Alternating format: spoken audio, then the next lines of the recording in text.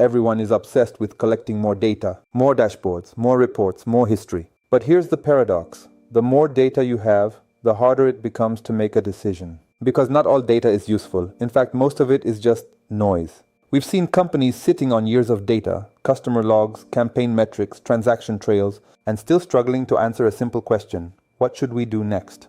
That's where a new shift is happening. It's called data minimalism. Instead of hoarding everything, leading firms are starting to delete. Yes, delete. Because old bloated data systems don't just slow you down, they distort your thinking. They introduce bias, they create confusion, and they make teams overanalyze instead of act. When you reduce data to what actually matters, high quality, relevant, real-time signals, decision-making becomes faster and sharper. We worked with a client who had over 5 years of performance data. Sounds valuable, right? But most of it was outdated, different market conditions, different user behavior. Once we stripped it down to just the last 6-9 months of clean, relevant data, their decision cycles became 3x faster and outcomes significantly better. Because clarity beats volume every single time.